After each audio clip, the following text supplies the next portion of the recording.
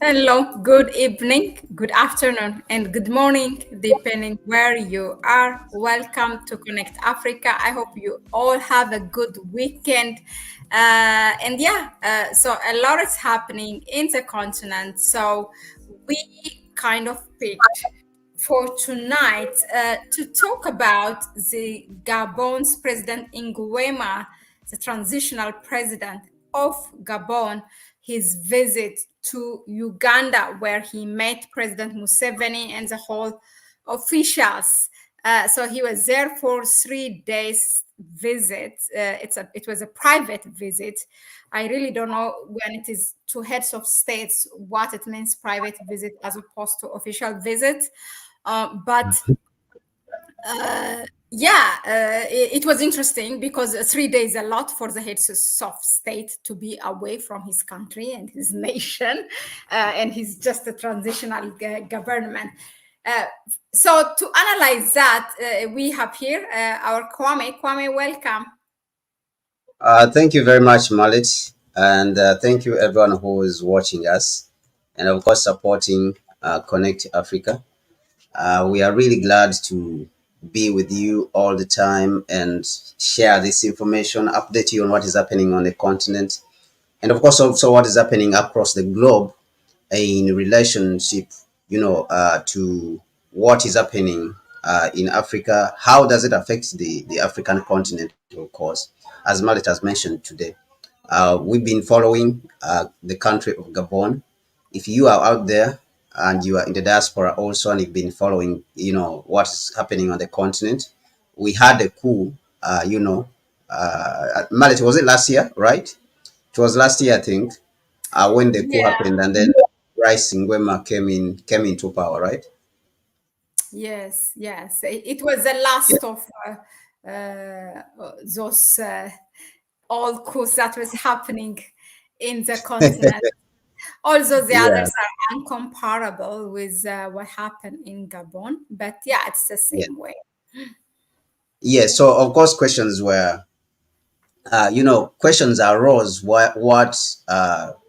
Bryce Ngwema, as someone who removed Ali Bongo. Of course, President Ali Bongo was, almost incapacitated, but he was still insisting that he's supposed to stay in power. Of course, which was controversial, of course. But we know what happens in the continent, especially when some of these heads of state are supported by imperialism. We have, for example, people like the president of Cameroon, Paul Biya, who's more than 90 years and he can barely walk or even understand where he is. But because he's supported by France, he is in power. So Ali Bongo too was in power and he was almost incapacitated. He's sick, but he was insisting that he's supposed to stay as the president of Gabon. Gabon is a very small country, of course, in the central part of the African continent. I wish we could show the map itself. It's very important to always have a picture of our continent. I think that would have been very good. It's a very small country, but with a lot of resources, of course, a lot of timber. I think with some iron ore, and also they have a lot of oil for a country which is just 2.5 million people. Huge oil deposits, and is one of the richest country.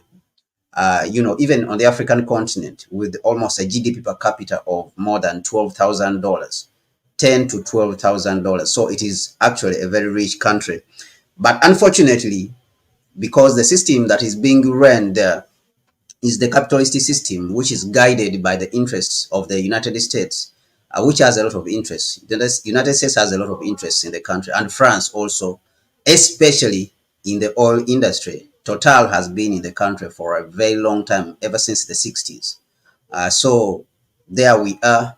Last year we had a coup which brought Bryce Ngwema after overthrowing Ali Bongo, and then he was in the military. He became the president. So here he is. We have been watching him. We want to understand which side is he. He has not identified with the three. Sahel states, who are maybe known as rogue states currently, by the other people who are accustomed to power on the African continent, people like in the ECOWAS, who are known to talk about democracy as if they are the champion of democracy. So anyone who wants to destabilize this current neo-colonial order, they don't look at him very well. So they named the three Sahel states as rogue states, as people who are destabilizing, the region. So Bryce Ngwema has not joined this group. He has not been able to identify himself with them. And of course, this has left many, even in the Pan-African world, questioning where does he lie? What is he about? It is just recently that he started making some moves, inviting president of Dangote Industries, when Dangote, of course, was having challenges with Nigeria, which we have covered extensively. We have covered Dangote's challenges extensively. And also, we see that he now decided to visit Uganda after inviting President Dangote. He is now visiting Uganda. So the questions we are asking today: does he want to endear himself to the African people? Does he want to be looked at as somebody who is pro-African, who has the African interest? And even I remember in one of the speeches when he came to power, he mentioned that we the Bantu, because the people who are living around this area of Gabon, uh, they are Bantu people. They are part of the Bantu, speaking people, Bantu speaking, languages. So he mentioned that the Bantu people have been marginalized and stuff like that when he came to power. So these are some of the statements which he used. Therefore, he wanted to stabilize the country. Of course, that was his claim. So the questions now, which we want to ask: what is he up to with his visit in Uganda? What is he trying to achieve? So these are the questions that we are here to ask ourselves and deliberate on. With Mahlet here. If you are out there in the audience and you wanna, make a contribution, I think Mahlet, you allow people to come in and make a contribution. Those ones who feel like, right?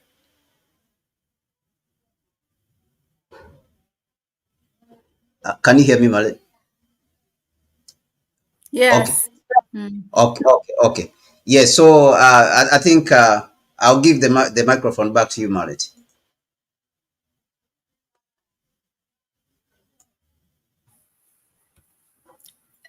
Yes, I think you made an introduction of what Gabon as a country is in terms of natural resource for those who don't know, and how President Nguema came to power. So that's off the table.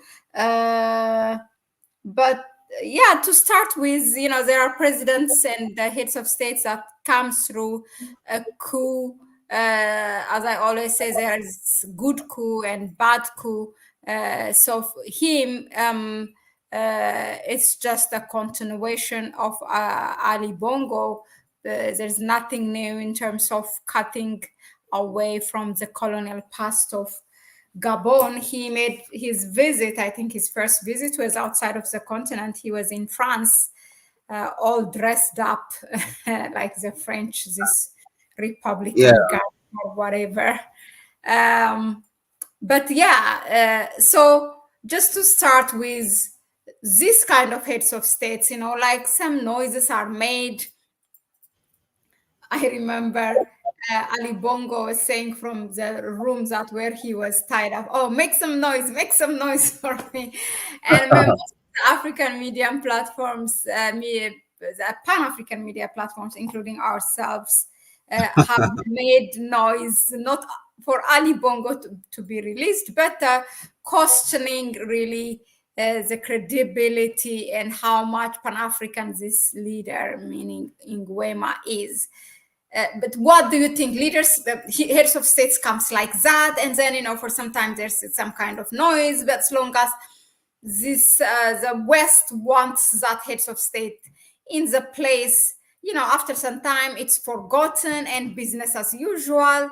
And he just start, his visit. Now we are here to talk about his visit to Uganda. How do we deal with such kind of things in Africa? So once they are there, okay, there's nothing can be done, and we just have to judge them, uh, examine them by their daily works, by their moves, or what, or things can be reversible. Yeah, so really it's a difficult question. What you're asking is really a difficult question, because honestly, all the leaders on the African continent, we can't group them, we can't put them in one group, right? And say, okay, this one is like this, or maybe to say that all of them are in one group, we can't put them all in one group. Uh, because they all don't stand for the same thing. Like we see the Sahel states, you have about three leaders there who are very pro-African in their outlook.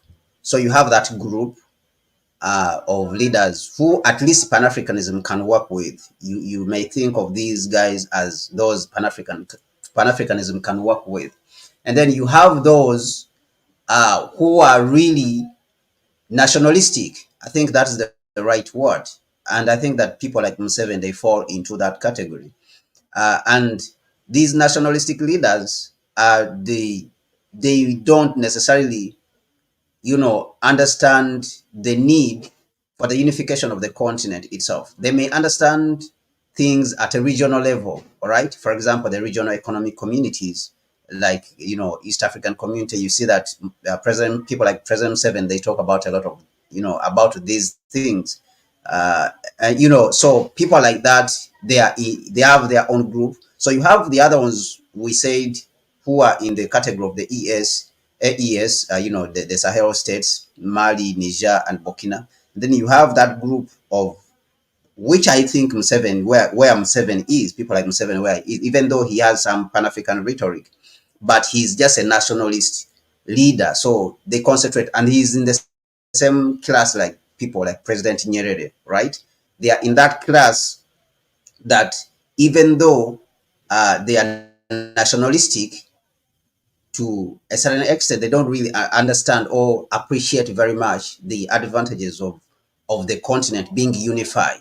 So, for Bryce Ngwema, so these leaders, the one I'm talking about, the nationalistic leaders, you see that they visit the West and then they come home, they try to defend some of the interests, all right? But of course, if the pressure uh, comes to bear so much from the West, that the Western interests are so overwhelming, sometimes they give in. They can even sell out, you know, their fellow African brothers, or even their fellow African presidents. And we saw this thing with the President Museveni, that he sold out, people like, Gaddafi.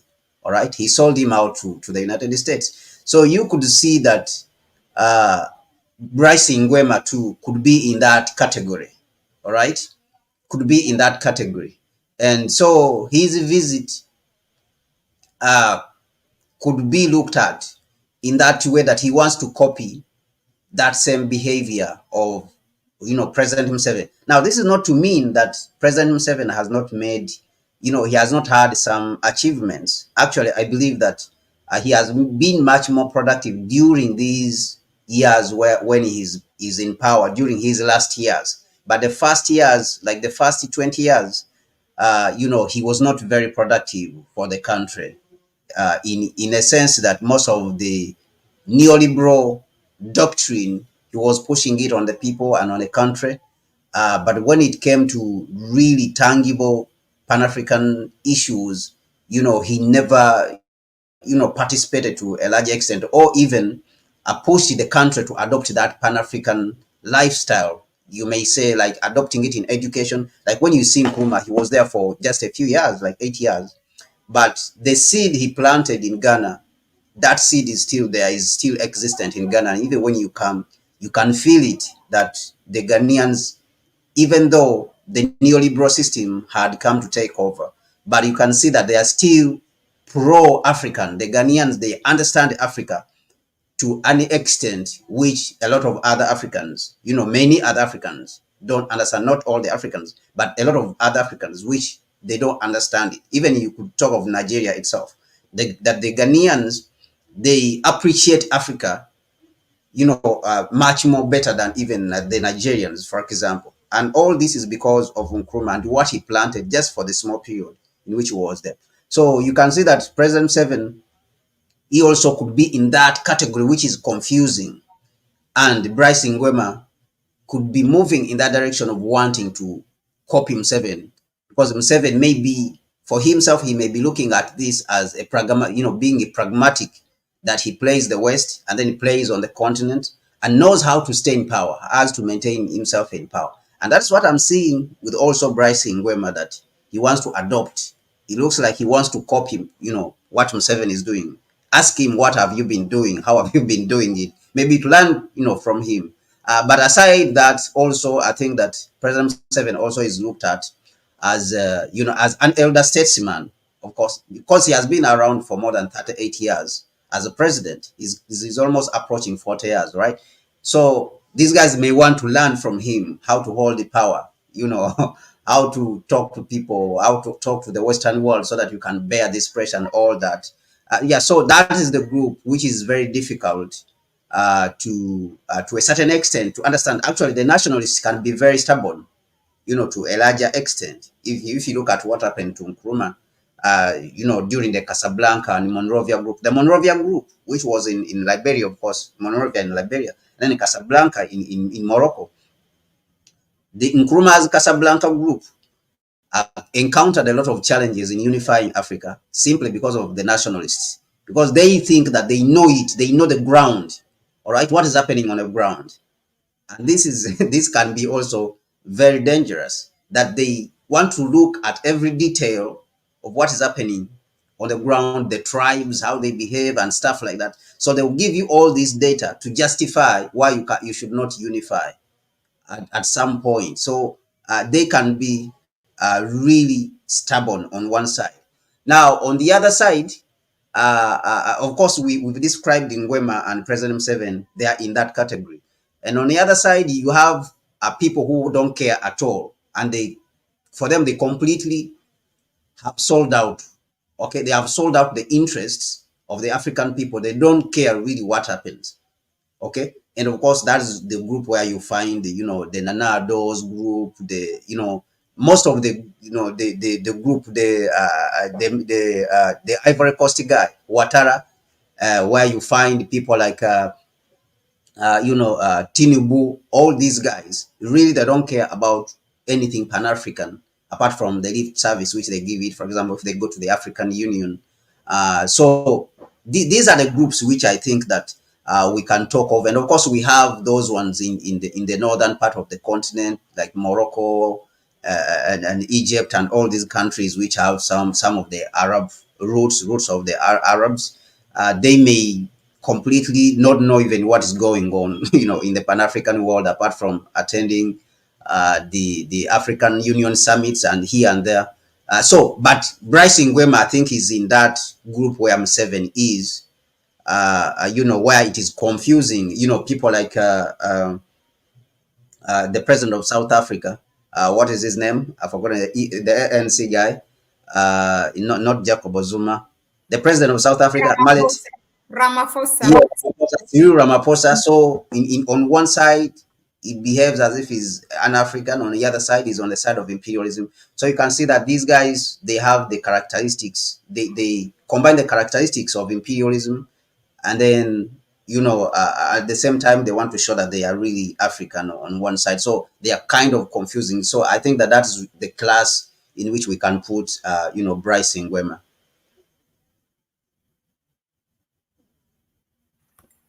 Okay, thank you. Now, although you have said why he may have visited, Museveni, because okay, one, he's elder, second, maybe that is a person, from different categories that we have, heads of states. Maybe that's what he wants to emulate, but why Uganda? Why not starting from the neighboring countries? Like, also not so much happening. There's Republic of Congo, there's Cameroon, there's Equatorial Guinea. Uh, yeah. Is there anything that you would like to add? Why Uganda? Yeah, I think that Uganda, of You course, have is. said, a couple of things, but if there is anything new, yeah. Yes, yeah, I think that Uganda has made some achievements. Like I mentioned, there's a need for him to tap into the experience of Museveni of dealing with chaos. President Museveni has been successful at dealing with a lot of chaos in the country, so he may need to tap into that. Dealing with political opponents, calming down opposition, controlling the opposition, so that may be necessary. But also, I think Uganda has had relative economic growth and industries. It has some level of sufficiency as a country when it comes to the economy. It has some level of self-sufficiency when it comes to the economy. Apart from, I think, the financial sector, which is controlled by foreigners in the country, the other sectors, they have tried to be indigenous. Apart from the industries, the approach of the president has been that he has tried to, have a lot of foreigners in the economy. The foreigners, of course, they control the economy, but maybe for strategic reason, which I don't understand. He may have maybe strategic reasons. So this approach has helped the president to have an economy which has grown for the last 10 years, for example, by an average of 7%. And actually, the economy has doubled in the last 12 years. The economy has more than doubled since 2012 to 2022. 2012, the economy was around $25 billion. By 2022, the economy had doubled to $50 billion. All right, from 25 to $50 billion. So you can see that there's some lessons there maybe that he may need to learn when it comes to growing an economy, because you know Gabon is almost the same size as Uganda and Ghana. The country is that big, but Uganda has more than is coming almost to 50 million people, and Gabon, with all those resources and land, it has only 2.5 million people, and that is why actually the imperialists have succeeded at exploiting it. So I find that he may come to a seek on how to indigenize that. So Museveni has succeeded in localizing the industries to try to add value, as you are seeing that he has been fighting back a lot when it comes to adding value. And one of the examples, of course, is the oil industry. That Shell had come to Uganda when Uganda had discovered oil in 2006. It had discovered commercial oil, and it wanted to do things which it is doing in Nigeria. That's the Shell petroleum, to exploit. So the president told them that they should wait for him. He should come back. They should come back when he has built capacity, because he did not have capacity, as in human capacity within the country, to handle the oil industry. So he had to ask the people. He explained this, I think, in one video, somewhere. He had to ask people in the ministries, in the different ministries in the government, whether there is some Ugandans who know about the oil industry, even around the world or even within the country, so that they can come and advise him on how to handle the oil industry. So he never got anyone who knows about the oil industry. Not a lot of Ugandans within the country. So what the person he found there was a Ghanaian who works at the Uganda, at the central bank of Uganda. There's one Ghanaian who works there, and that Ghanaian is helping with the buying of fuel from outside. So he also did not know a lot about the oil industry when it comes to exploration and drilling. So he built up that capacity over time, brought in, sent, put up some institutions in the country to teach about oil and gas, sent some students were sent to England and all these countries, Norway, to learn about the oil industry. So they came back. So these people have formed the backbone of Uganda's oil industry. So when he was ready with this, then he called Shell back. So Shell, when they called them back, and the man has now the capacity and the advisors, the Shell, they said that they don't want to come now. Said, yeah. So he was patient. So until now, that Uganda is just coming now to exploit its resources, but it actually signed some of the best agreements, oil agreements in the world, because Uganda is going to get more than 70% of of the earnings from its oil. So that's how good their contracts in Uganda are. So you may find that Bryson Nguema may need to tap into this. How does he do restructuring? So you may find that he didn't want to move rapidly, maybe renegotiate the contracts and stuff like that. He may want to tap into the old man, how to deal with his situation in the country. Maybe if he's thinking about, let us assume he's thinking about of renegotiating the contracts in because there's Americans in there. I think there is Chevron. It is either Chevron or ExxonMobil, but Total is also there. Total Yeah, Energy is there in Gabon. It totally. has been there for a long time, but I think Chevron also is there offshore in Gabon because the Americans are really there within the country. So he may be, wanting to get understanding of how to deal with this kind of complicated situation from the old man, because the old man, the old man knows better.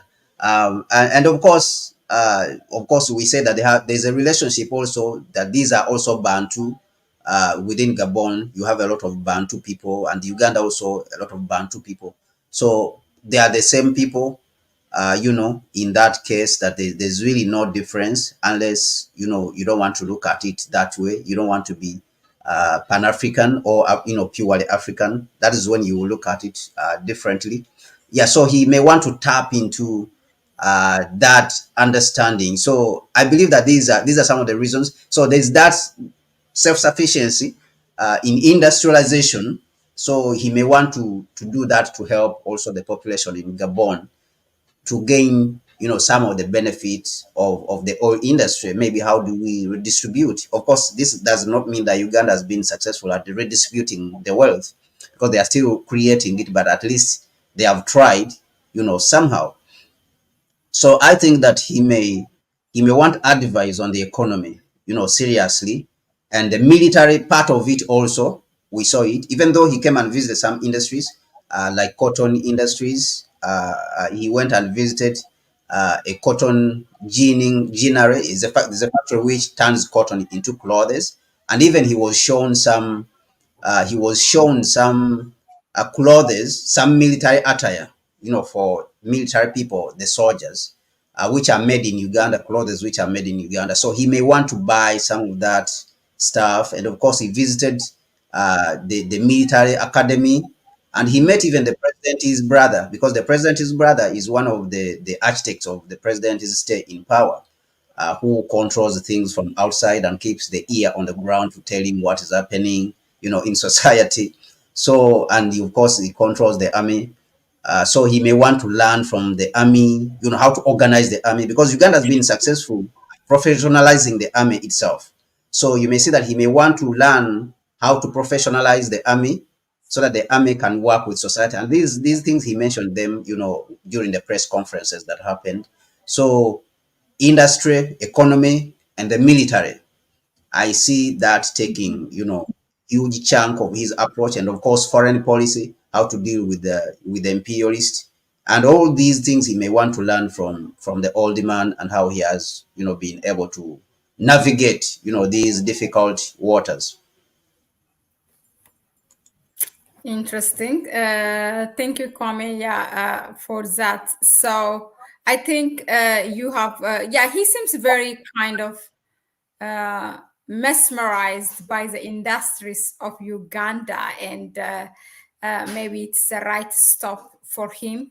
And yeah, a number of reasons that you have laid out why he went there. But speaking of again this president, transitional president, do you think it is the right way to start things to do? Like, is he on the right path?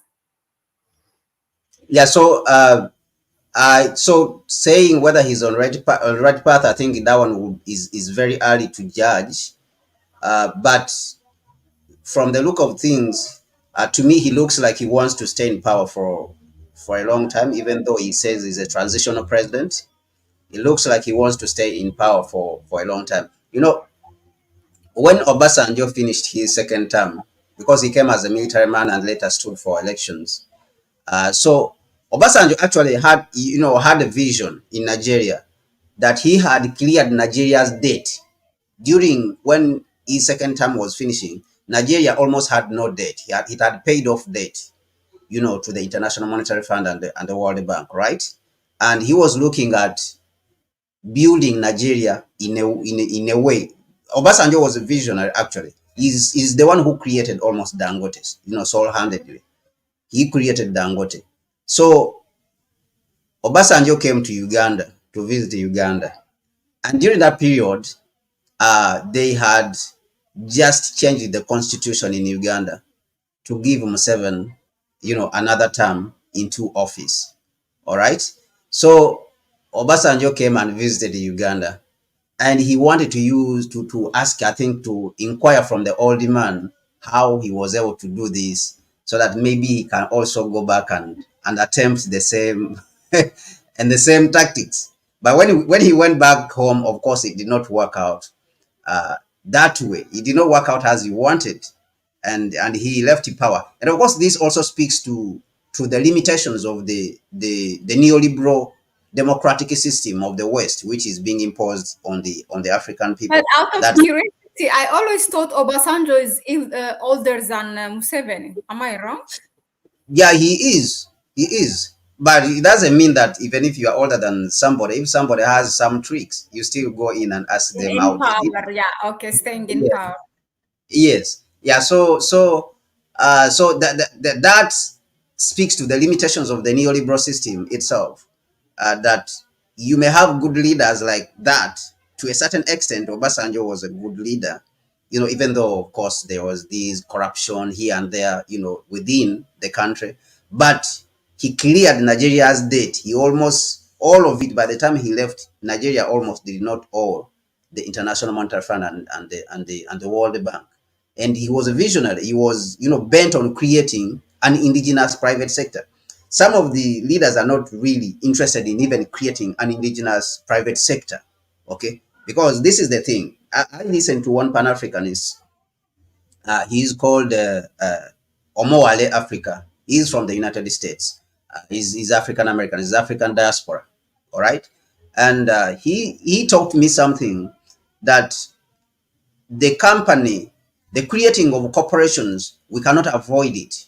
All right, when we are talking about, for example, the so-called socialism, versus capitalism, we have to understand that we cannot avoid the creation of corporations, businesses and companies as a people, as Pan-Africans, if we are building a society. And that is the essence. For example, Ethiopia Airlines, you have, Ethiopia has its own shipping line. And even Nkrumah himself, even Gavi himself was creating these companies, Black Star Line and all these companies he was creating for the black people, because he understood the importance of having your own corporations. China also understood it.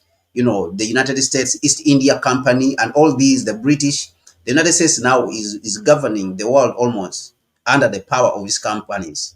Google, Oracle, Yahoo, all these companies, you see, Microsoft, Apple, you can see that you need to be up there. So China also understood this and it created its own. But even Nkrumah also understood it when he came to power. Create Black Star Line, create all these nuclear power plants, shipping, yard, and all these companies, because these people, they understood that the companies are really very important, that you have to create them. You cannot limit yourself and say, me, I'm not going to participate in the capitalist system, but rather the best way is to participate in it at your own terms, right?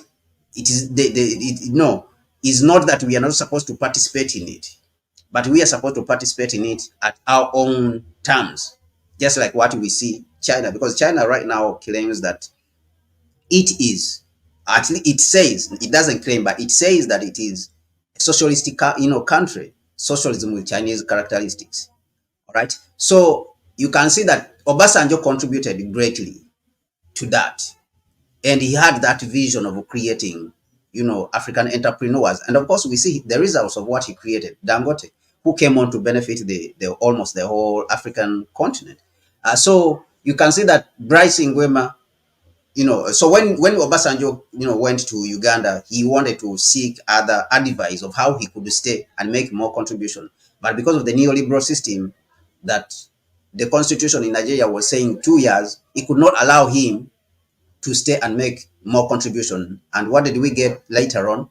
We got even worse people, Umaru Yaradua, and then Good Luck Jonathan, and then all these ones who have come, wish-wash leaders who have come, they're just continuing to destroy. But imagine if Obasanjo was still there in power, probably he would have created more, powerful, business people, and then maybe contribute even to the progress of the African continent, because we see him going across the African continent. And of course, there's other people who say, "Oh, Obasanjo during his era there was a lot of corruption. He's corrupt and stuff like that."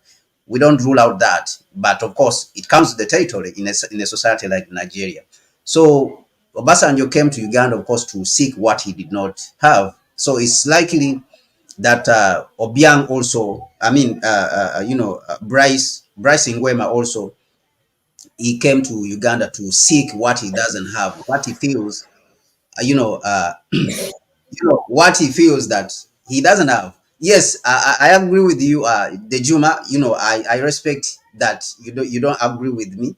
Of course, I understand. So, but the leaders, many times they are not one-sided. That okay is completely, corrupt, or is only one side. So sometimes they have their own challenges. Like people like Museveni, for example, me, I don't take him as a Pan-Africanist. I don't really, even though a lot of people, when they hear him speak, they think he's a Pan-Africanist. He's not, because this is somebody who has come out on twice, not once, but twice, to dispute Nkrumah's approach to Pan-Africanism and the unification. He say he doesn't believe that unification, is possible on the African continent. That's Museveni what he says. But when you hear his rhetoric, you may think that he's a Pan-Africanist. So I think that he came to seek what he doesn't have, uh, but mostly, with the military, dealing with foreign policy, military organization within the country, dealing with foreign policy, and also, dealing with the opposition. So again, the signs for me, they point to someone who looks like they want to stay around for some time. They want to stay as president for some time within Gabon. So that's at least the signs for me which I can read from the visit. And the fact that you said it was a private visit, it was not an official visit, like that. Maybe he was, he was not invited. So this is what shows you also that if it was a private visit, that means he initiated it. He sent a message to Uganda that he wants to come and visit. He wants to come and make inquiry. He wants, so even the parts he visited, military, industries, a couple of industries, and then had meetings with Museveni. So it shows you that he wanted these particular things. These are the things he wanted to take, advice from, information from, and build on.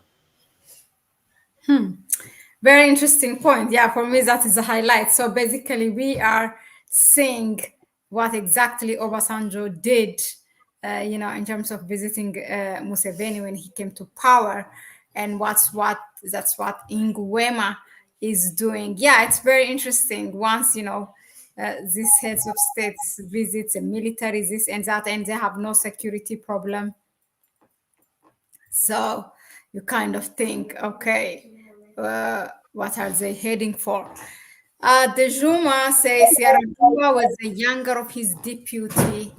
So he said this previously. You read it? It says, as a Nigerian who witnessed these events, he attempted to extend the constitution, bribed a lot of parliamentarians, and on his way out, he imposed Yaradua and Jonathan Yes, on yes. Nigeria. I think that's what he was saying, that he did not agree with me. He doesn't agree with my assessment of Obasanjo, President Obasanjo. Of course, I did not say that he's clean. If you've been listening to me, I really said that he had his weaknesses, and even Museveni, bribed the parliamentarians. So what you are seeing is exactly what I'm saying. What you, or the Juma, what you are saying is exactly what myself I'm saying. that Obasanjo went to Uganda to get the tactics of how to extend his stay. So, but that is different from, his contribution. The fact that how you want to, of course, we may have to argue this, that does the means justify the end, you know, so, or does the end justify the means? We may look at it in that way. But he made a contribution to Nigeria. I think that he made a reasonable contribution. He had a vision. That is what that is what I agree with. And I don't think that anybody can dispute that he made a contribution in trying to create an indigenous private sector. Because remember, in some of our assessments that we have made, is that the West in itself has tried even to make sure that in Africa and even the global South, there does not exist a competitive private sector which competes with the Western world. There has been that attempt that the companies which can compete against the West, they completely fight against them to see that they completely don't exist on the African continent or even in the global South. There has been that attempt, but at least he tried. Obasanjo tried. At least the entrepreneurs, which we have currently in Nigeria, who are even contributing to the continent, like Dangote, he came from that lineage. But what took him, like you said, that he wanted to bribe the parliamentarians, to extend the constitution, he took that from Uganda because that's the same strategy which Museveni used. That he went and bribed the whole, parliament to lift term limits, on the presidency in Uganda.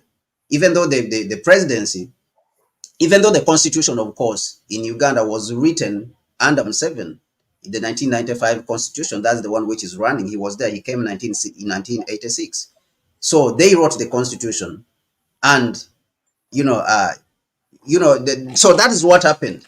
But like our assessment we made, it is very difficult right now to see a Pan-African leader on the African continent. It is very difficult right now. It's very difficult. Even Obasanjo himself, I didn't say that he was a Pan-Africanist. I never said he was a Pan-Africanist. But he had, some, contribution there. But he was not a Pan-Africanist. So I've not seen a Pan-Africanist leader on the continent to the level of Nkrumah, Gaddafi, and Thomas Sankara. These people who really pushed aggressively and say we have to unify the continent. So most of them, they are reluctant in their approach, that they are fearful. Okay, there's this fear of the capitalist system and the West, the imperialistic countries, that all of them, they pull back and they sort of like relax, when it comes to the approach.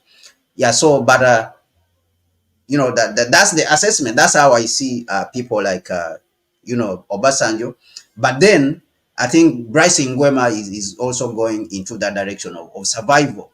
He's going into the survival mode because he thinks that it's about surviving in power, and therefore he wants to copy the others who have managed to survive for some time in power. Okay, so we are now shifting to Nigeria, our discussion from Gabon to Uganda. But we always respect the view of our audience here. Osier has also strengthened his views. His comments are strengthening the Juma, I believe. In my view, Murata Mohammed, Obasanjo, boss was, in my view, the last. Mahlet, I think let the Juma come and tell us about Obasanjo. I've put the link in the comment section. Have you seen it? Can't post comment. Okay. So Did you see it? I see it. So if you want to join us, Dejuma, you are welcome. But I understand some people, they might just want to behind. But it's open. Yes, for 1-2 minutes. If you want to say something, we put the link in the comment. Pedro's not asking, but he's suggesting maybe. Why don't you said Thomas Sankara only, Nkrumah and Gaddafi, so you're not mentioning Haile Selassie. So I think Haile Selassie was sort of, he was a Pan-Africanist in a sense that he provided mediation. You know, he was a voice of reason when the continent was sort of almost destabilized. All right. And he was somebody who was very good at mobilizing the continent. So, of course, you can't take away that, contribution from him.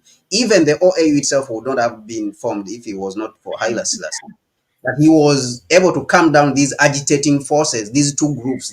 I think they all have a different contribution. I mean, for me, Haile Selassie and Nkrumah was iconic one, because Nkrumah was pushing to the economic freedom, not only as just being independent. Haile Selassie, he's definitely Pan-African. There is no doubt about that. But when it comes to about the struggle, we say Thomas Sankara's struggle was not Emperor Haile Selassie's struggle, it's a struggle to be independent. So, but he has that freedom and territory, and he provided that for the rest of Africans, and he spoke on behalf of them on internet. Ethiopia was the only Yes. African country member on the face of League of Nations, that is before the United Nations, and it spoke.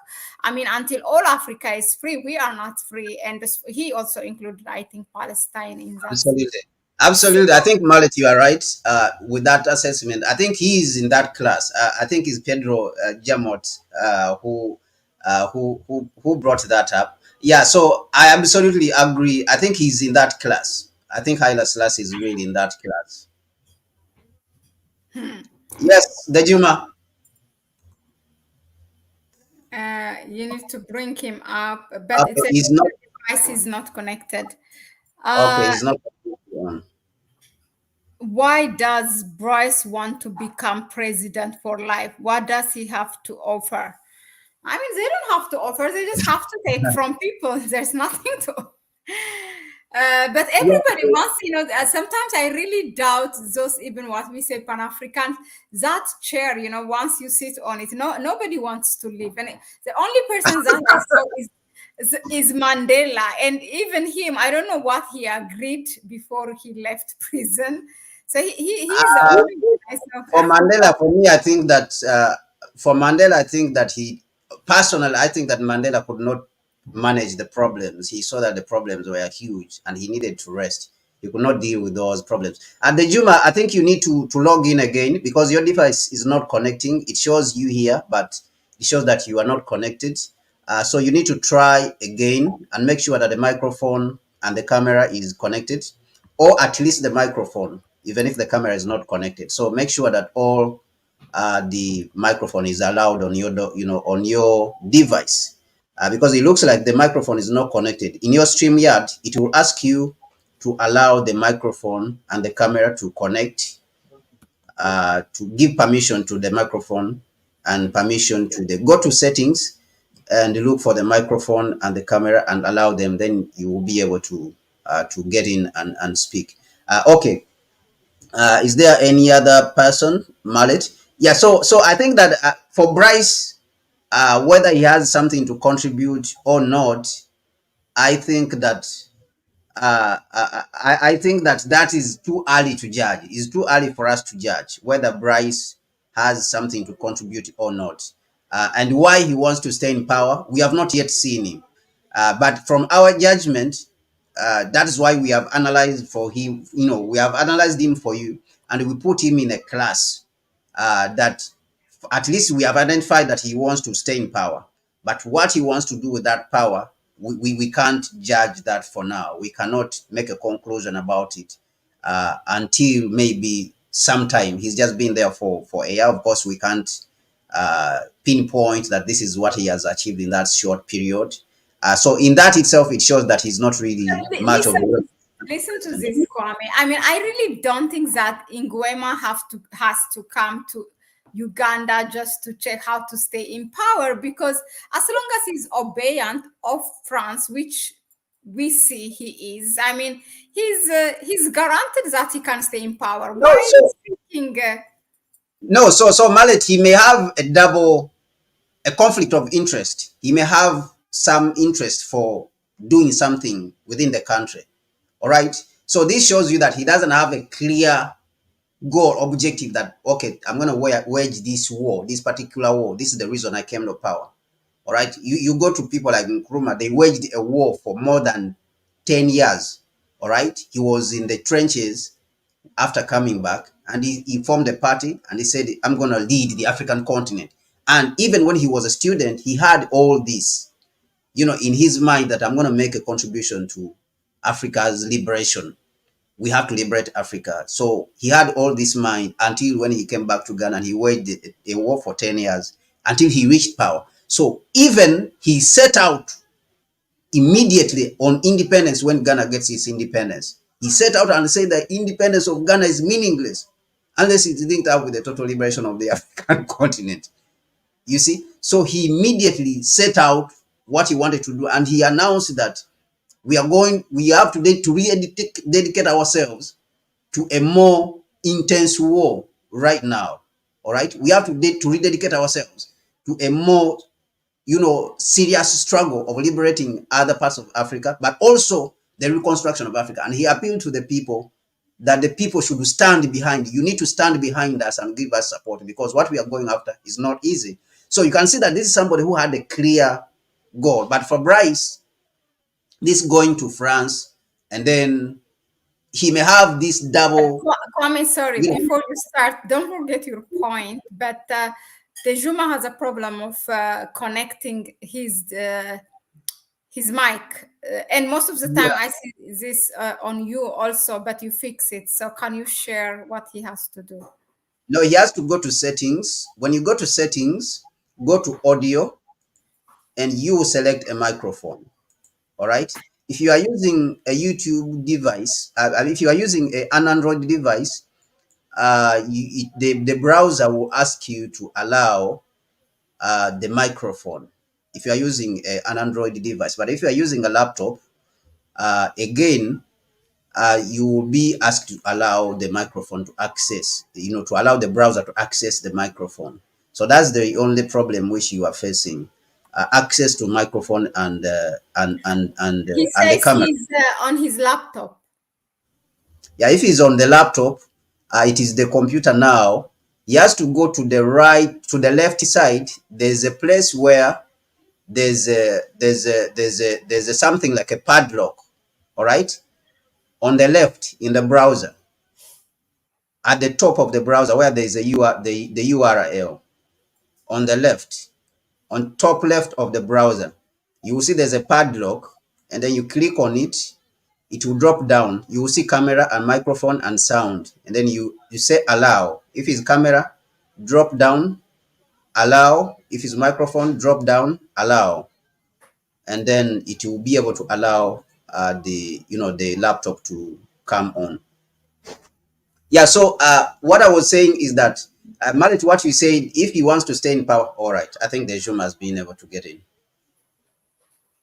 Yeah, just keep in mind that Ose also asked, what did President Nguema envisioned for Gabon? Okay. So what Nguema. Yeah. So first, let's first mute you. I want to finish this point, and then you will come back in. All right. So for him, Mahlet, your point, which you said, I think he doesn't necessarily need to go to France. All right, because he may have this double consciousness. Like I said, he doesn't have a clear objective of what he's going to achieve. Like Nkrumah, he was very clear on what he wanted, that he wants to unify Africa.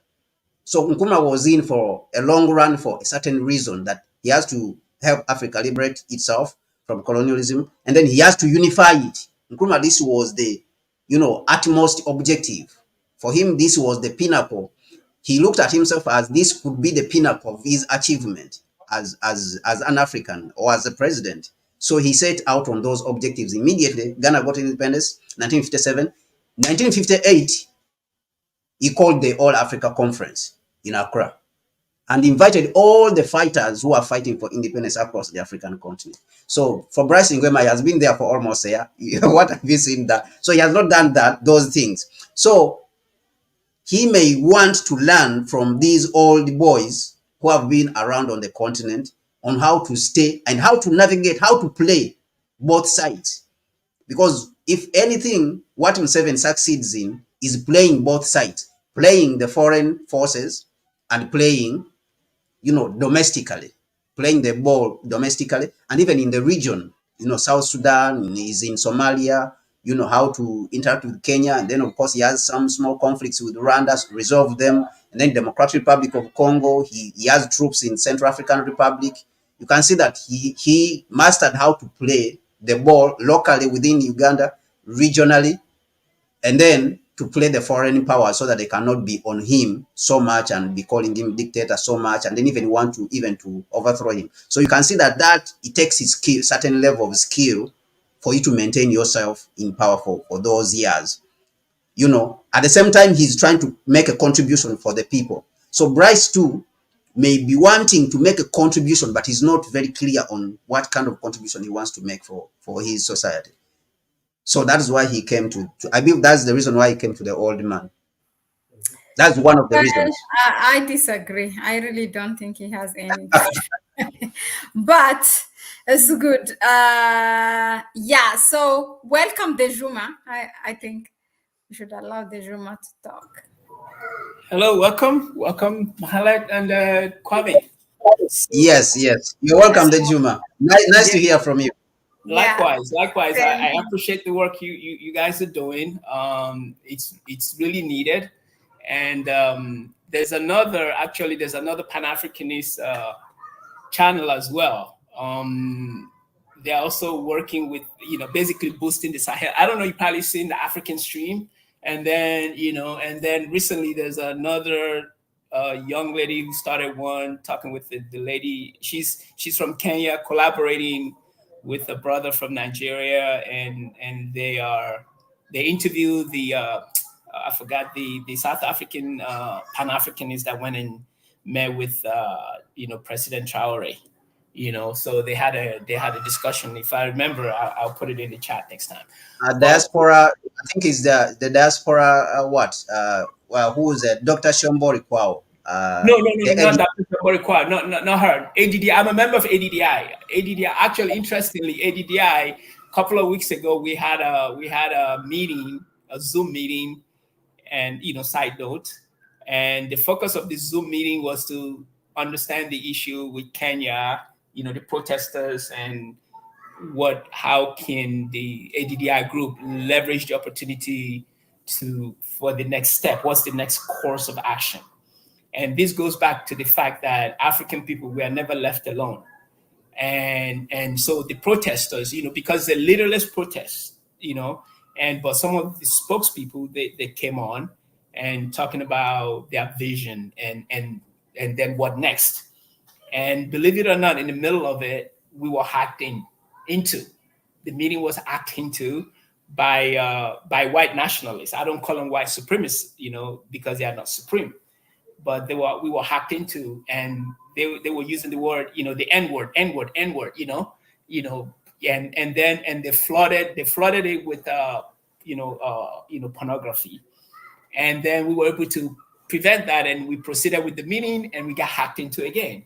And then eventually we had to shut the meeting down. So we're never alone as Africans. But to talk about Obasanjo holistically, he's tried to do some things across the continent. But if I were to take a step back, right, there's a saying that in the space of public life in Nigeria, he's probably the one person who's benefited the most in the generosity that is the Nigerian state. Literally everything he's become in a public setting have been on the backs of other people's sweat and blood, literally. He came to prominence after the Biafran War. There was a guy who led the Biafran War on the side of the government called they nicknamed him Spider. He was a fierce military guy. So Adekunle is his last name. I can't remember his first name, but he died recently. So he was the one that led the fight, the government, the national fight against the Biafran. But somehow Obasanjo got the glory because Obasanjo was the one who took the surrender. And then eventually Obasanjo became a deputy head of state to Muritala, who, in my view, was probably the last. Is it Ojuku? Was it Ojuku who was the leader No. of the Yeah, Biafra, but yeah, Ojuku, but Ojuku absconded. Remember Ojuku was a silver spoon man. He grew up. He was a wealthy kid. Ojuku went to Oxford. I could hear even his English. I could hear even his English. His English was very clean. Exactly. Sort of like. Exactly. He went to Oxford. He was a rich kid. Joined the military, and as soon as the war started, he left. But and then so Obasanjo became the after the war, Muritala took over. Muritala, in my view, was probably the last pan-Africanist, in terms of Nigerian leadership. He was summarily assassinated because he was responsible for funding what's his name? The guy from Cuba, I forgot now. Castro and Che Guevara's fight in Angola was funded by Muritala because Nigeria was fighting on all cylinders across the continent, trying to actualize independence for different African countries. And that's one thing. It was financing also South Africa, the struggle in South Africa. So that's one thing today and this is what saddens me in the sense that, like I said, we are constantly listening to, we are the oldest people on the planet, and we are the people that knows and understand the least about the world we live in. Nigeria sacrificed a lot for the continent, but yet, there are a lot of people, even Nigerians, don't even know about these things.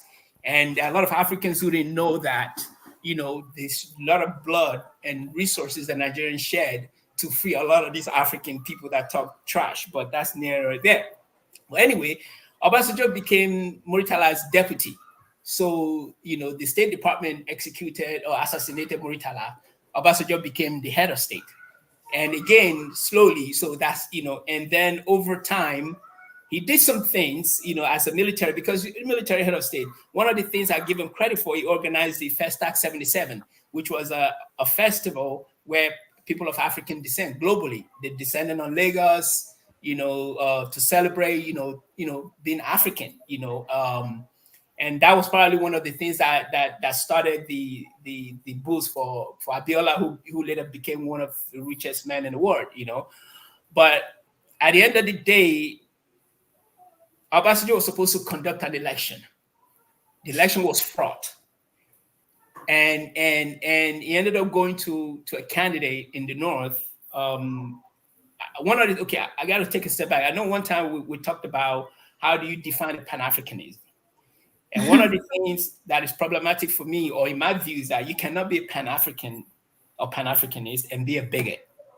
You cannot be a religious bigot. You cannot be an ethnic bigot. You cannot be a bigot of any form. If you subscribe to those, I do not consider you as a Pan-African. You're something else other than a Pan-African, right? Because African are not one thing, right? So anyway, so this Shagari, who's from the northern, he was not interested in being a president. He was a teacher, and he contested to be a senator. He won a Senate seat. He just wanted to go to be in the National Assembly and be a senator for his people. And Mr. Obasanjo grabbed him because Obasanjo is always looking for people he can control. So you put this guy in power. The guy was not ready to be in power. And the man just picked people, and corruption ensued, and his government was badly run. And then in the following election in 1983, badly run, and then which eventually brought the Buhari administration. The Buhari administration, the first term, they were doing good until then the Abiola with his money brought in, what's his name, Babangida. Babangida was the one who worked with IMF and World Bank that eventually destroyed Nigeria's currency, introduced austerity programs and things like that. So again, you see the chain reaction of the poor decisions Obasanjo made when it could have conducted a good election, and the best candidate could have won, but he stage managed that election. Okay, fast forward to this current stage, 1998, when or in the 90s, Abiola contested his election. I believe, obviously I was young then, but then because I grew up in a very pan-Africanist political household, my grandfather, who was Awolowo's friend, I was in tune with politics. That's just been my upbringing. When Abiola came to the US campaigning about reparations for African people globally, I knew then, I was like, oh gosh, this guy's not going to win. They're not going to let him in. And if you think about it, nothing in life is a coincidence. At the time Abiola was coming in this election, Mandela was being released. And if you look at politics at that time, we're talking about 92, 93, 94-ish. The most popular, well-known politicians on the planet then were Africans, Abiola, Mandela, Abiola was really very popular. I grew up. Exactly. I grew up in Uganda, actually, and I used to hear Abiola. Yeah. All right. Yeah. In Uganda, I'm a young guy. I'm a younger person until I was 26 when I traveled and came to Ghana. Yeah. That's where I learned who Abiola, because one of my best friends, who was like my father, he was a Nigerian. All right. So he told me about Abiola. So then I remembered what I used to hear when I was young. These people used to say, Abiola, you behave like Abiola. So whenever you behaved like a boss, like a rich person, people in our village, you would say, do you think that you are Abiola? Stuff like that. Yeah. So when I came and I learned a lot about Abiola, I realized that Abiola is someone really who loved Nigeria and he wanted to make a contribution. Yes. So I was like, oh my, they might not let him, because this guy is campaigning for reparations for global African people. I was like, yeah. But and interestingly, they never allowed him. He died in prison. But throughout the time, Obasanjo had an opportunity to put his Pan-Africanism on the line, but he chose to side with the imperialists. And then when he came into office in 1999, and mind you now, Nigerian politics has always been very ideological. However, very ideological in a sense that people just didn't hop from one political party to another. There were clear ideological differences. Usually they will say the northern affiliated political parties tend to be conservative, where their conservatism really rests in independent Nigeria, no foreign base kind of thing. No external influence, right? And then the southern tend to be a little bit more social progressive, right? So that's the essence of it, but still ideological. And then 1999, and then in 2003, and then by 2003 election, when Obasanjo was the president now, he ran one of the most corrupt administration, to be frank. And then in 2000, even his election in 1999 was so terrible for him that he didn't even win his own hometown. He didn't even win his own hometown. So and he was, and as a man with such ego, he was determined that in his election that was going to change. And this was when you started seeing political party crossbreeding. People just happy from one political party. People would get elected on one platform, while in office they would jump from that party, and all this mess started under his watch around 2003. And this was when the Attorney General at the time, who was a Yoruba man like Obasanjo, was assassinated in his home inside his own bedroom. And in the end, Mr. Obasanjo managed to find a way to blame the man for his own death. So if you Google Bolaige, and Bolaige was one of those who actually put his life on the line as well to bring back democracy. So, and then, fast forward towards the end of his administration, he tried to extend the constitution to what they called third term, to basically perpetuate himself in office. I used to joke that Obasanjo was Putin before Putin. Even though he sold a lot of state, privatized a lot of state asset and reached a handful of people. So basically was essentially trying to build oligarchs, and then when he revised the constitution, a lot of people that were bribed. The Nigerian constitution obviously needed to be revised because Nigerian constitution is probably very problematic in the sense that both the executives, at the governor level and the president have immunity, both criminal immunity and civil immunity. So, which means when they commit crime while in office, whether it's 4 years or 8 years, they get to have immunity. So whatever they're going to clean up, they have that period of time to clean it up. And they immunize themselves. Again. So they immunize from crime. They crime. Exactly. So revising the constitution and removing that was a good thing. People wanted that off, but the constitution didn't go through. The review didn't go through because Obasanjo, as part of that, was to give himself another term. And by that time, people were tired of him. They were tired of him, and then on his way out, we brought in Yaradua. Yaradua was a governor. By the time he was finished, he was a governor, and he was a younger brother to Obasanjo when Obasanjo became head of state. After Muritala was assassinated, Obasanjo became head of state. So the number 2 man to Obasanjo at the time is a man called Yaradua. In fact, Yaradua and Abiola became business partners. So so I don't know whether it's compensation for the family. I'm not even sure. But he brought his younger brother, who was a governor. He was leaving. He was his term was ending. He wasn't feeling well. He was sick. I don't know if he had cancer. I don't know if he had whatever he had. He wasn't ready to take another role as a president. And this guy couldn't even campaign for himself.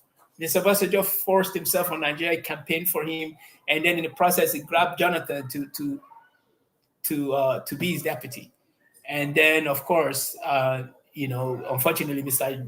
Yaradua died, and then Jonathan came in. With all due respect, Mr. Jonathan was not even prepared enough to be a governor of let alone be a president. He wasn't even prepared enough to be a deputy governor, let alone a president of a state in Nigeria. And sometimes I think Jonathan was one of the worst presidents Nigeria has ever had until Buhari came. But I think Jonathan is one of the worst. One of the worst.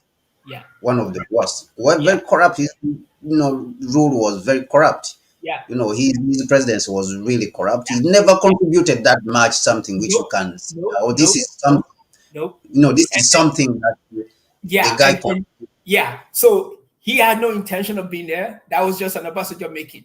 So again, the man, instead of allowing the free will of the people. So during that time, in 2003, Buhari contested. Even though he got a lot of votes, but because the election was so massively rigged, he didn't win. In 2007, the Chief Justice of Nigeria at the time, and this is the thing for me when I laugh at people that sees everything from a perspective of ethnicity and religion. Because when you have no argument, you blame religion, you blame ethnicity. The Chief Justice of Nigeria at the time was Buhari's classmate. He knew the election was rigged, but it still didn't literally during the because the Nigerian Constitution allows you to contest it. The Supreme Court went on vacation. They came back. And few days later, they dismissed the case. They said Buhari had no case. And this, like I said, the Chief Justice at the time, he's from Northern Nigeria, Buhari's classmate, and also a Muslim.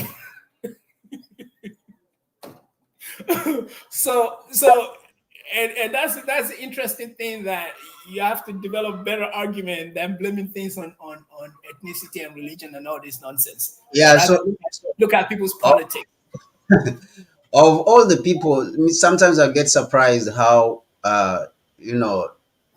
Jonathan and Buhari and this guy Tinubu came to power, of all the smart people we have in Nigeria. So then that takes me to look at the system itself and of course, for a very long time, I've been convinced that the system which is being run on the African continent is a very wrong one, and it has to be replaced. The system has to be replaced. Of course, the question then arises of how do we replace the system, because it's this same system which is bringing these people who are looking at survival only instead of making a contribution. So you look at, like how you were talking about Obasanjo. That's how we are actually analyzing and looking at Bryce Ngwema and his visit to his reason for the visit to Uganda, because these guys are looking to survive in power and make maybe some myriad contributions, Yeah. but to that's how at least I've looked at him and analyzed him. Make some myriad contributions to the people, but not real structural contributions, like how you can see that somebody came like Somat Sankara and showed the people how it should be How done. to do? Oh, Yeah. right? Yeah. Magufuli came and showed us how it should be done. In 5 years, Magufuli showed us. The next generation which are coming, they can even learn from Magufuli and say, this is how it is done. This is how Yeah. it can be done. All Yeah. right. So you can see that Museveni, if he goes away after he's 35 or 40 years, depending on how much he wants to be there, right now he's been there for 38 years.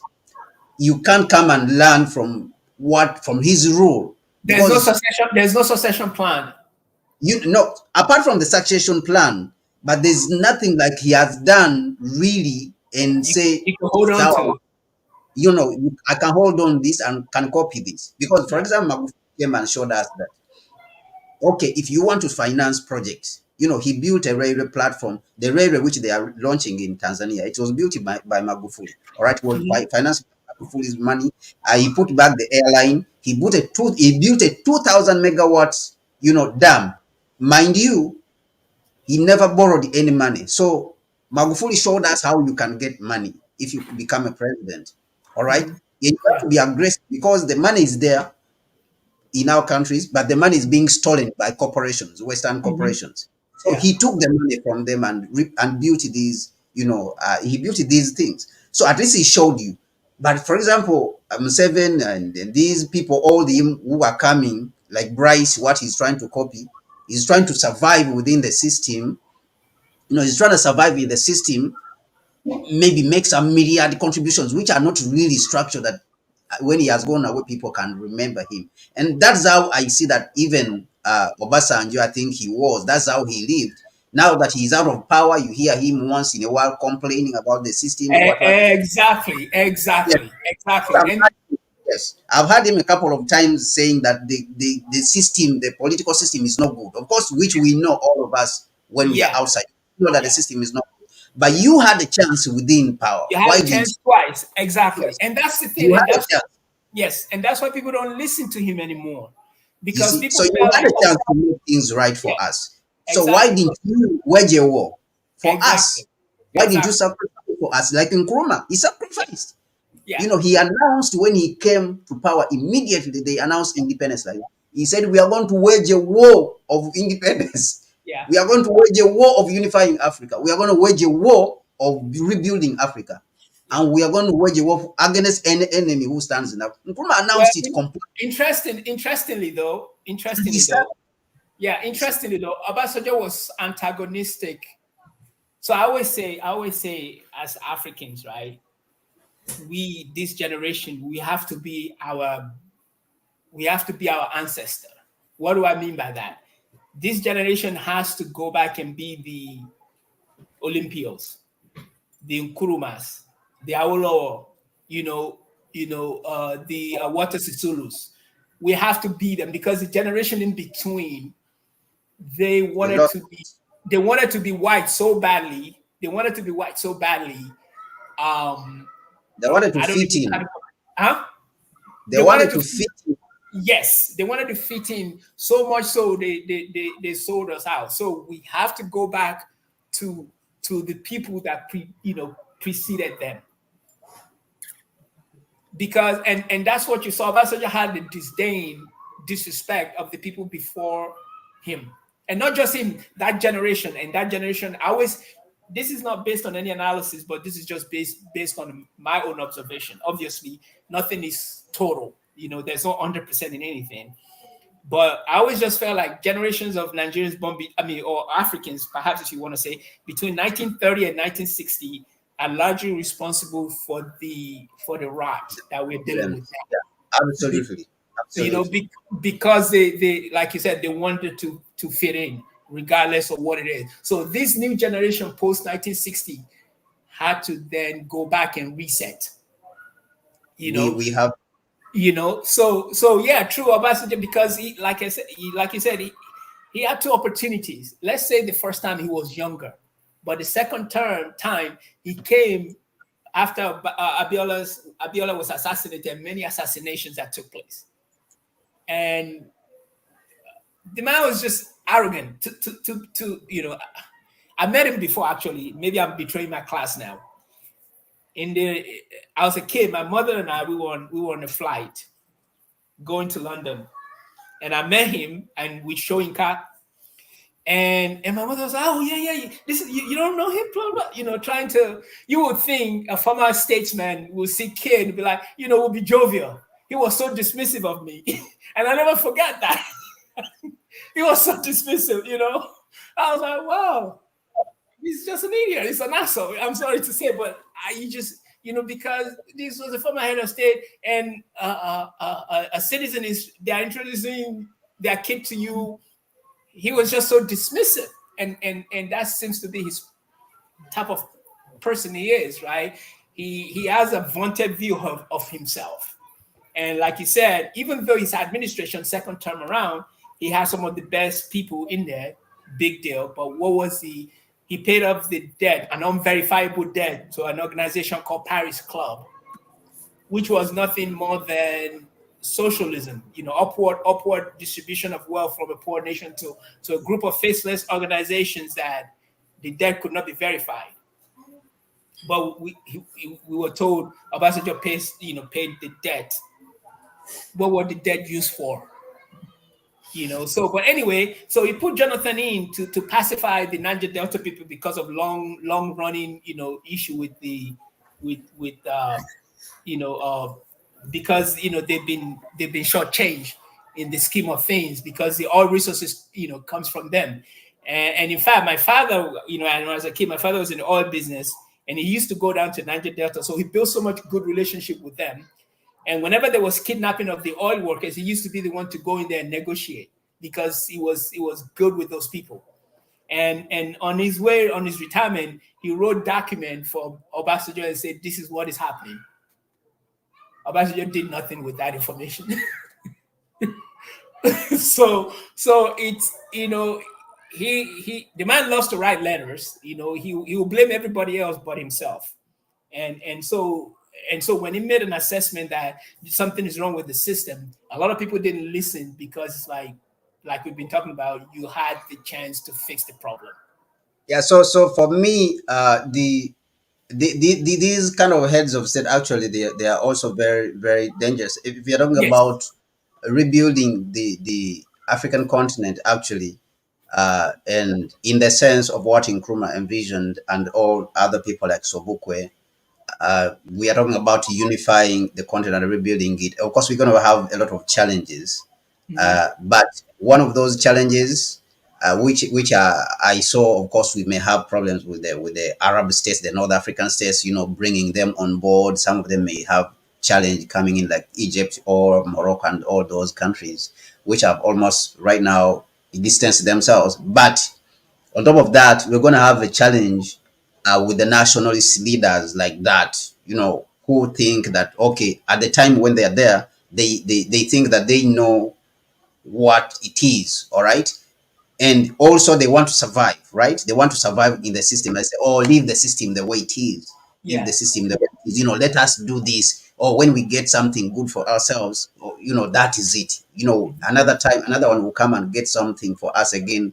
Let us leave the system the way it is and operate. People like Museveni, like that, who has built up a lot of security system, like it will be difficult to deal with such a person, that if it is not forced, to move him with force, it's going to be very, very difficult, for people like that. And so when I see people like Ngwema, Bryce Ngwema of Gabon going over there, I see that kind of mentality is going to be sort of multiplied on the continent. And actually, this poses a stumbling block for us who are trying to fight for the unification of the Yes. continent. I don't know what, Mahlet, you did not agree with me on the assessment and in the fact that you were, looking at, France, that if he wants to stay in power, he should just go to France. Mahlet, back to you. Yeah, so I was just thinking beyond, really from staying power, what does he need from Museveni? Because if they want to stay in power, they have those foreign troops of the French military or whatever, the US, and being a good boy for the West and for their colonial past can guarantee them to stay in power. So I was trying to look for a reason, if there is one beyond staying power. What does he need No, from Uganda? so there's this double consciousness. You see, like people like Mobutu Seseko too. He claimed that he's a Pan-Africanist. Mobutu Seseko. Even you see how he used to dress. But this is Oh, somebody yeah, who, you see, yeah, yeah. somebody, he even renamed the Democratic Republic of Congo and he renamed it Zaire. That Zaire reflects more of what is African. That's what he said.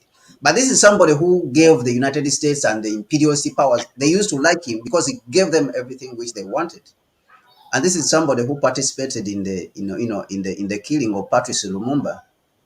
So there's this double consciousness. So this shows you that to a certain extent he wanted to identify with his people, but maybe in the middle there, his desire to stay in power, he wanted to identify himself as an African, but his desire to stay in power and the trappings of power then forced him or overcame him. All right. And then he had to side with the imperialists to get this staying in power. But at the same time, he wanted to be an African. So this shows you that he is not that entirely he wanted to be a bad person, but maybe he was not that educated that he did not understand even what this means. To be a Pan-Africanist, he did not understand what it means to be for your people and to use the power for your people.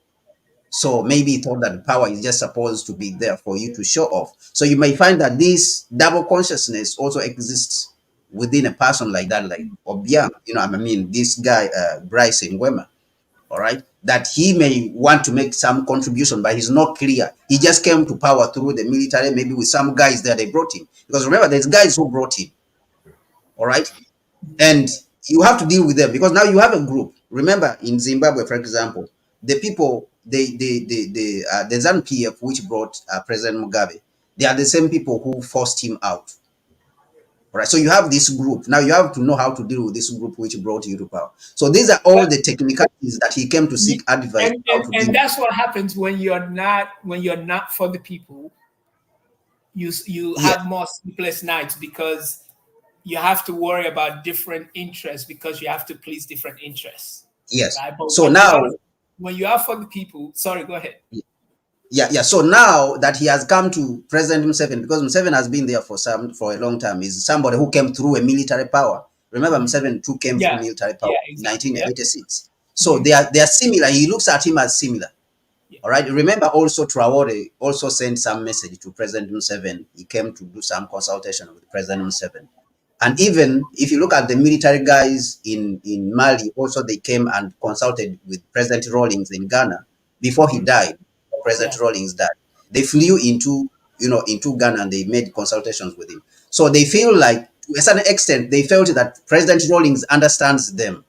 Yeah. All right. So that's how Ngwema. You remember Rollins was accused of being Sankara's mentor. Perhaps he was Yeah, Sankara's mentor, even yeah. though they're about the same age, So, but anyway, yeah.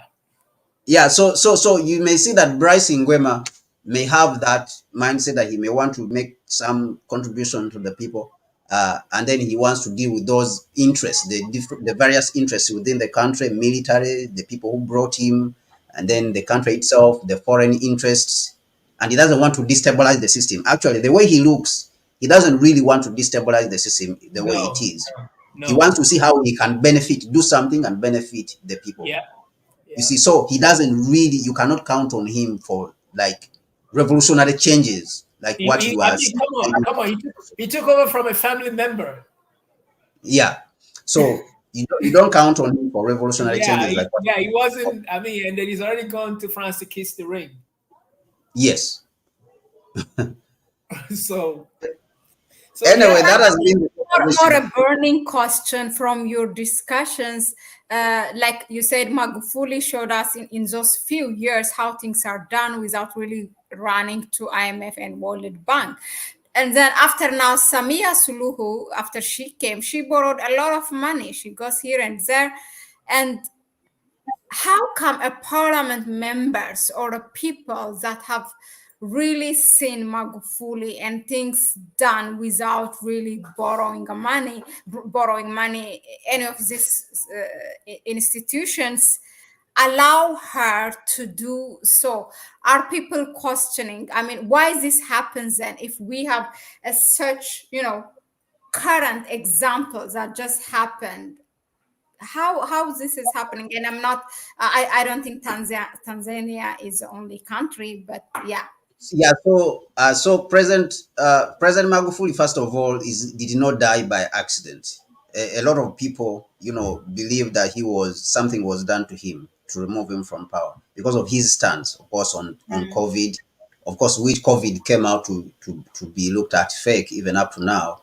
When you go and examine, researches, COVID, something was wrong. That there's something which is not right, but there's something which President Seven said in 2003 in August that the within the governments themselves which we have, there's special interests.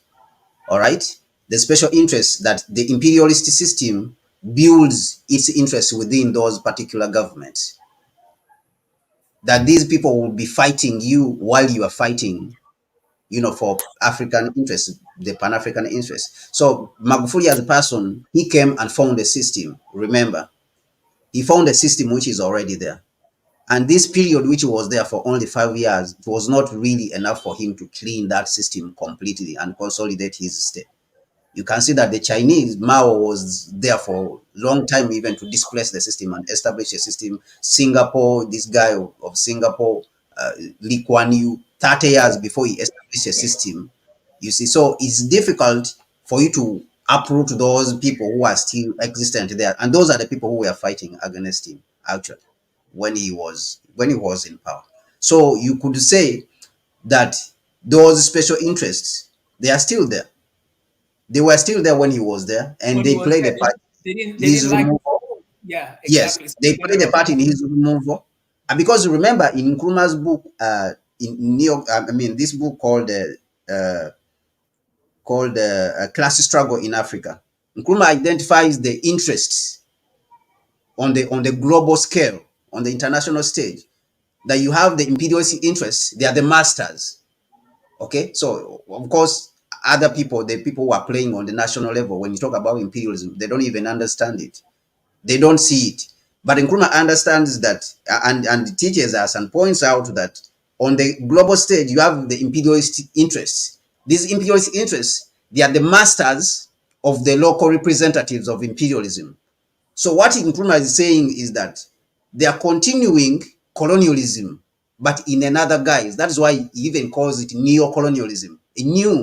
Neo just means new colonialism, right? It's a neo-colonial system. It's a new colonial system they are bringing, that they have these representatives who look like they are for you. They look like you, but rather they are serving the other interests. That is why I say that when you go around Africa's central banks, whether in South Africa, all these governors in the various African central banks, if you examine it very well, they have an attachment to the World Bank or the IMF, all these institutions which are attached to the International Monetary Fund and all that. They have either ever worked there or they studied from Western institutions which are attached to this neoliberal ideology when you examine it very well. So these people, they are deliberately put in these positions to, they are prepared over there and pushed over to achieve, to accomplish certain tasks. So once you are being removed, somebody who came almost alone, you wanted to upset the system, because this person, a person like that comes once in a while. Like in Ghana, ever since Nkrumah left, that such a person has never appeared. You see, but a person like that can come once in a while in this system and tries to upset it. When he tries to upset it, and then they eliminate him and they go back to the old system. Yeah. So And that's why that's how I see, look at it. in wrapping up, to conclude, to add to that, that's why you can see the person who is the current WTO head was a former finance minister in Nigeria twice, and she was the one who orchestrated the so-called debt repayment. You know, she's a Harvard graduate. She got pulled by Obasanjo from I think World Bank. So You see, so you see, yeah, yeah. so So some of them, they do, and they are rewarded for whatever they have done in helping. it's Whether called, it's the West. everyday people will call it failing upwards. So Yeah.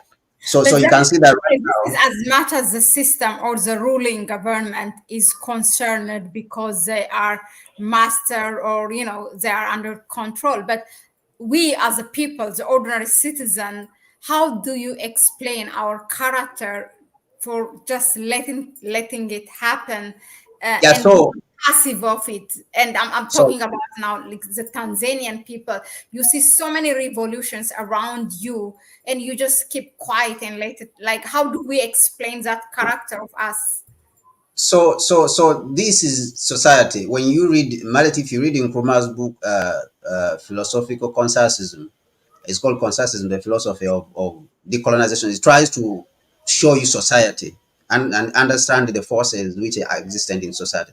That society is always just a force, a combination of forces, unstable forces, which are going up and down, right?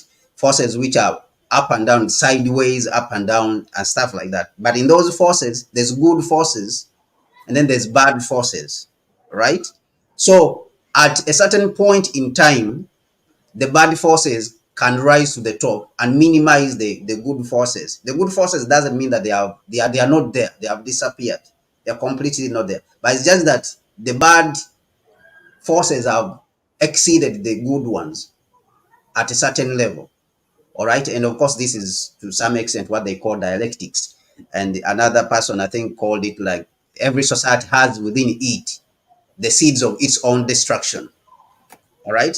So what he meant is that to a certain level, if there's good in society, within the good, when the good is existent, the seeds of destruction are still also existent within that. So it's up to you, the revolutionaries, to understand how to control the negative forces so that they will not rise to the top.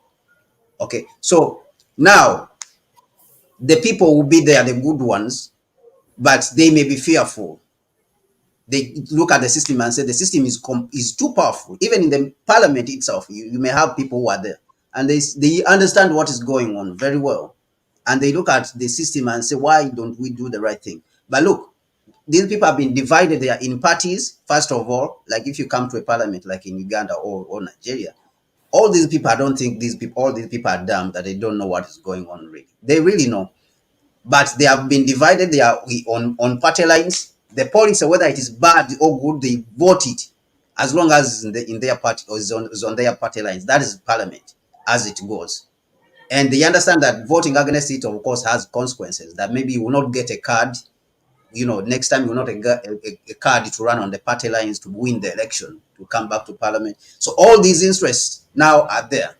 So what Nkrumah tries to help us to understand is, how do you now handle these? You have to, first of all, you have to recognize them, these forces that they are there. Now, how are you going to play for you with the good forces to wage a war, and then come, to the top and take control of society and bring it back and build, the African society, which we desire, the unified, continent and all this. But the people will still be there. But of course, there's their own interests. There's their interest, and they will not care. Or they look at it and say, this is too much for me. I cannot tamper with these kind of forces. They are too strong for me. Who am I? You see, there's that looking down on yourself also. That who am I for me to take on these kind of forces? They are too big for me. I cannot manage them. You see, so that is that is there, which you have to understand that is there. Then it takes time for maybe a group of people to rise up out of society. Like when we go to Cuba, for example, in the 1950s, that, but of course, it rises. It within the group of the middle class. Even when you read the Red Dalio's group book called the World Changing Order, it is within the middle class where normally the group which is going to bring change that rises up. The people who are built to bring that change, they normally come from middle class background. They see what is going on. They have grown in the system. They see what is wrong, but they are convinced that something new has to be done. People like, for example, Castro came from middle class. Mao Zedong, those guys came from middle class, Deng Xiaoping, but they came and saw what something is wrong with society. We have to change society. And they are convinced about their society, that our society has to go in certain direction. It has to maintain a certain level of integrity. Then it goes in a different direction. But for Magufuli alone, to change it without a group of people built around him, it was going to be very difficult. And 5 years was very small for him to build that group around himself so that they can continue on whatever he had done. That's why he was using a lot of force. You see, he was using a lot of force to implement things. People were refusing, others, he has to pull people outside and throw them out of the ports who are corrupt, who are allowing, the resources of the country to flow out, the gold and all this. You see, so he has to throw people out of the Tanzania Revenue Authority. A lot of institutions, he has to throw people out by force. And this approach also can be, of course, difficult. But if you want to do things, then you don't have another option, you don't have another way of dealing with it. So he did not have time. Now you need time for you to build a new team that is gonna maintain what you have built and continue the process. So that shows you also again that I think this speaks also to the fact that the organizations which we once considered as revolutionary organizations, like the Chama cha Mapinduzi in Tanzania, which is a party, and ZANU PF in Zimbabwe, and then ANC, the ANC in Tanzania, it shows you that they are decayed, that these organizations are decayed, by decay, political decay. Okay, they have been corrupted now, that it is difficult even to bring them back. That's why you see even the ANC, which we spoke about here, and we have analyzed, it has gone in a different direction now.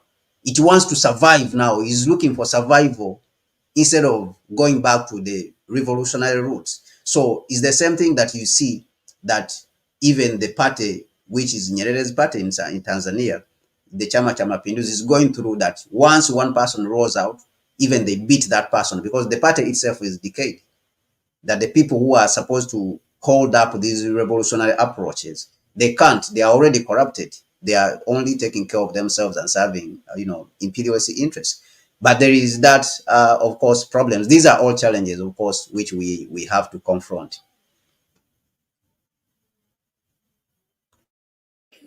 All right, then I think we started from President Nguema, Gabon, Uganda. We touched everyone today.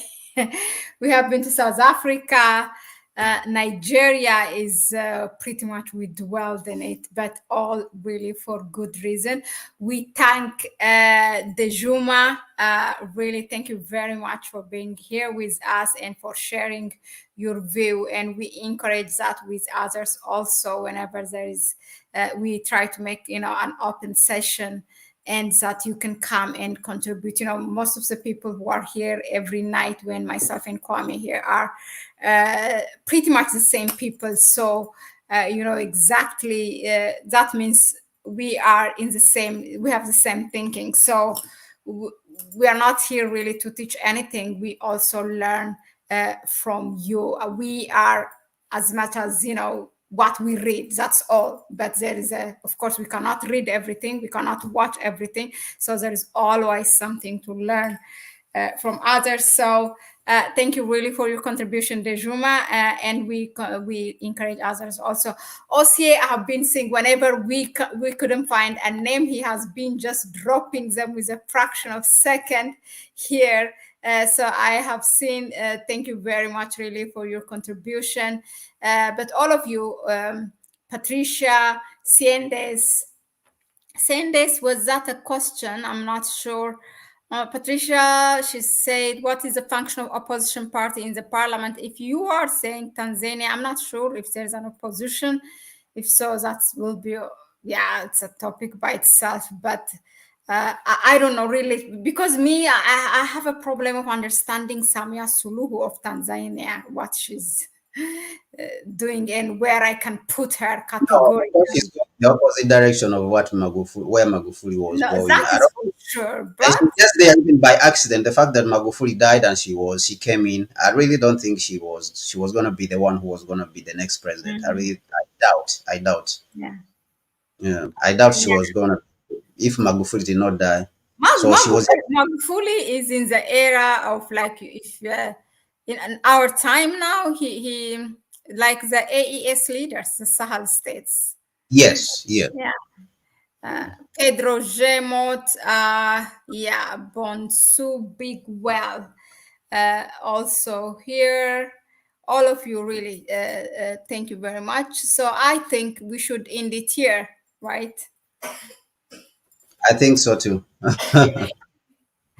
Opposition and the government distract the public by blaming each other while they work together to pocket the people's resources. Yeah, true. Saying this. Yeah. All right, then, Kwame, thank you very much. Cindy said Samia Suluhu is ex-UN. Oh, really? Ex-UN stuff. Yeah, she really, there's a lot of debt that she has taken since she came to power. And when you say that... Yeah, she has Tony Blair. She has Tony Blair as her financial, economic advisor. Tony Blair is economic advisor to Sulu. So you can see where she is and where she's going. She's just going in the opposite direction of President Magufuli. But anyway, that's the topic for another day. Somebody asked, do you think she played a role in the killing of, in the death of President Magufuli? We will not say that here, but of course, many people suspect a lot of things happened. So, but we can't say that for sure here because we are public. Yeah. Yeah. But a lot of people, of course, no. A lot of people know. People know things because of Corona. Because no, it's not. Yeah, it was just an. But it was just labeled like that. It was not only Magufuli, others. There were two others. Yeah. So. Yeah, things happened, and people are not stupid. People know what happened, but what happened. Things will come out later, maybe in 10-15 years. Things will come out. She banned Swahili to be taught in schools. Really, Osie? No, she did not. Did she? She did not. Yeah. Anyway, Mahlet, I hope that is it for us. Okay, yeah, thank you. And join Kwame next, hopefully, I don't know if it's not too late, to give an update on the day 4 protest of Nigeria. Okay, Mahlet. Yeah, all right, son. All right, bye. have a good Thank you very much, everyone. Yeah, we don't take it for granted. So we will see you on the next one. Bye-bye. Ciao, Kwame. Thank you.